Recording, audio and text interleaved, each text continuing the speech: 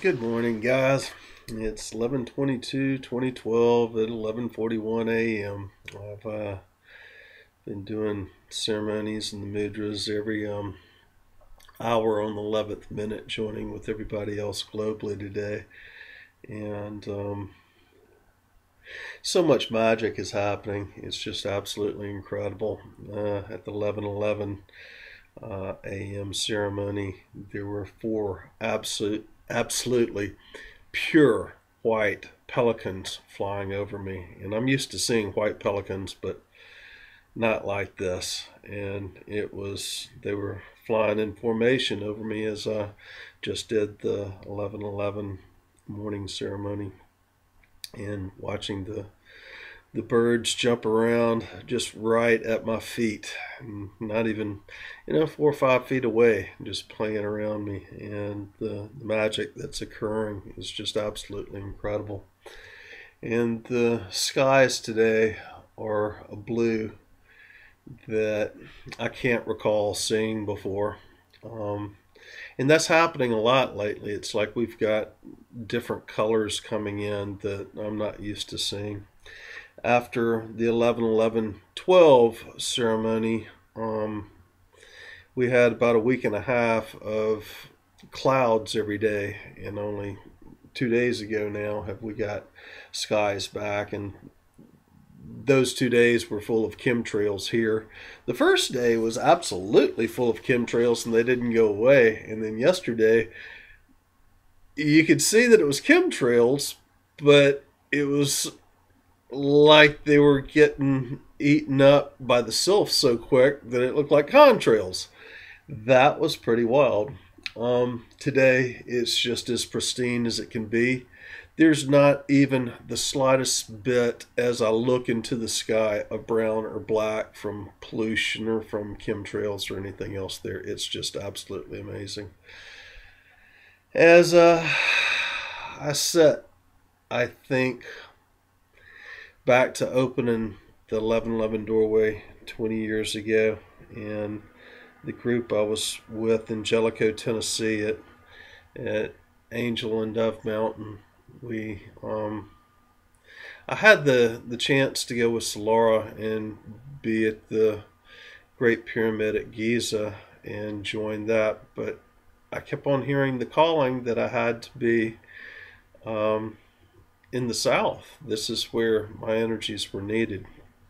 And it's interesting that I started out in Jellicoe, Tennessee, with Medicine Bear, my dear old friend who is not here any longer to see the closing of this doorway. And he knew that was going to happen too.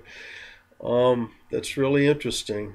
Um, so many of us got sealed after we opened the 11:11 doorway. My sealing, I was taken off planet by Archangel Michael to the High Council in body. That's what a lot of people have had a problem understanding, because they see leaving planet as being astral, being in spirit. When I went through the portal as Archangel Michael took me on that Easter Sunday, I looked down at my bed and my body was with me. I was not in that bed. And that's a whole story right there. I went through my christening that Christmas in the Arctic, um, on the Yukon at 40 below zero. I went through my baptismal, my christening, and should not have survived that by any normal means, but I did. That's another story.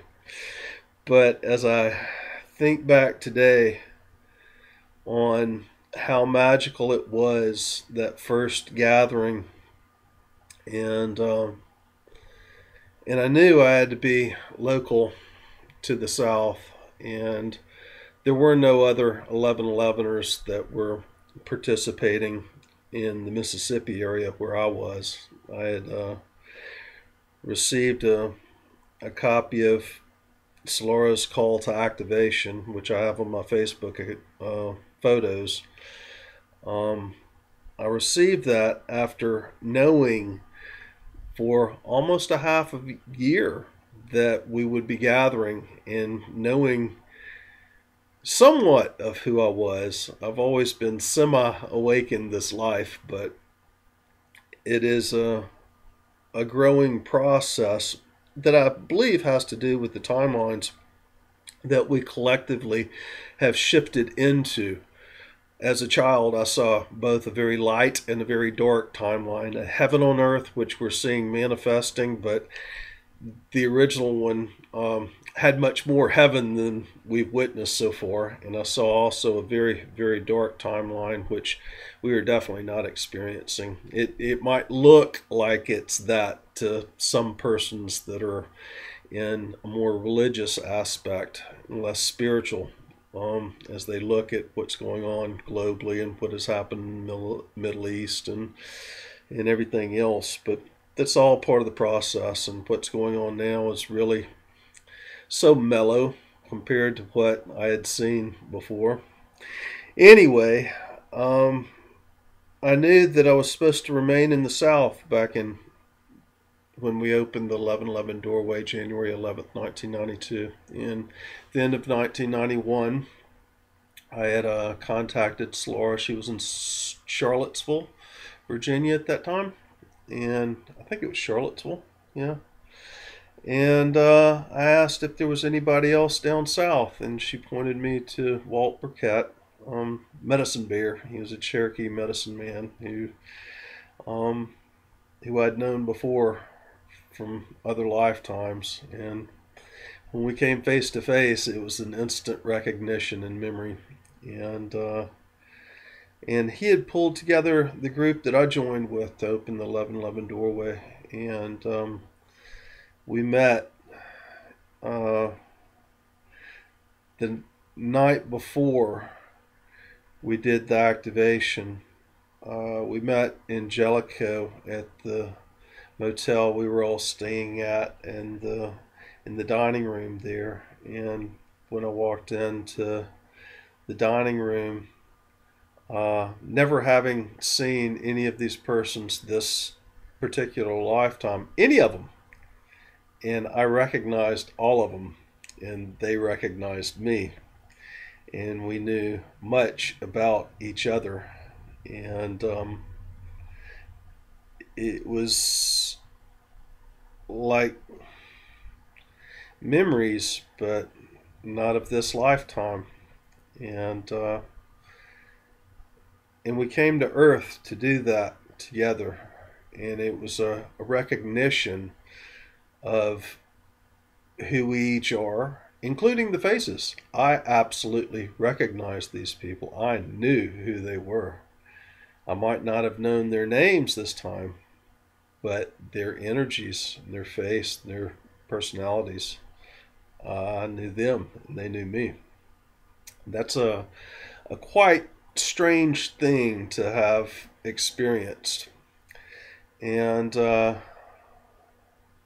we came together and we did ceremony. And that next morning, January 11th, as we were walking up Dove Mountain, and we were dressed in our all whites, and me, being a woodsman, I was looking up into the sky to see the constellations and to get my bearings, and none of the stars were in their right places. I did not recognize the sky I saw. And there was others that also witnessed that same thing. There were people that were seeing angels whose third eye and fourth eye were open at that time, and many persons saw angels, and many persons saw UFOs, and there was always one of the group that would witness what another of the group saw, that saw the same things. So you realized you weren't going crazy. And we did ceremony all that day, and we had a great party that evening. And I cooked a rabbit stew for everybody, a big 7-gallon pot. I was driving my old 52 Chevy, and I came equipped, always did. And I had firewood, and I had rabbits and vegetables, and I cooked for the whole crowd of 200 people, and we ate and we danced until it was about midnight, until we went back to the hotel that night, and then the next day we left and went back to our places. And for many of those people, I never saw them again. I recognized them, knew who they were, had a wonderful time, and then I never saw them again. And then some of us, we gathered again that next spring at the equinox at Walt's farm in Cookeville, Tennessee. And many of us at that time, and actually that was later than the fall equinox. No, we did go there for the fall equinox ceremony, and then we came back again at the end of April. We had another ceremony there. And Easter Sunday, I had been taking off planet in through this vortex when my ceiling opened up into a giant spinning vortex tornado. And Archangel Michael took me by the shoulder and pulled me through. And when I popped out into a spherical room of light. And what was behind me, that vortex that we had gone through, it sounded like there was a tube that was connected to my ear, and I could hear a storm that was brewing there. And as I was being pulled up through that vortex, like I said, I looked down at my bed, and my body was physically with me. I've had 3 such experiences off planet now, and my body's come with me every time. And anyway, I had gone through my initiation and was told by Walt when we gathered after that Easter Sunday, and he had exactly the experience laid out in a rock garden of what was termed the upper room and the portal, and then the lower earth. The same thing that was on the original 11/11 crop circle photos that is shown in the pamphlet that Solara had given us in mid to late 1991 as we were getting our call to activation. And Walt had all that laid out in a rock garden, and several of us had had that experience of going through to the upper room and having our initiations and being sealed and told again we would never die. And that was really interesting because it didn't happen to Walt. And Walt, later when I had moved to Alaska and was living on the Yukon, on the backside of Yukon Charlie in the 70 mile, and I was reactivating a vortex there, which by June 1991, that was where my mission was, to leave Mississippi and go to the Arctic and reactivate that vortex. Walt had not been sealed, and while I was away in Alaska, something had happened, and he had been taken. He'd been locked up.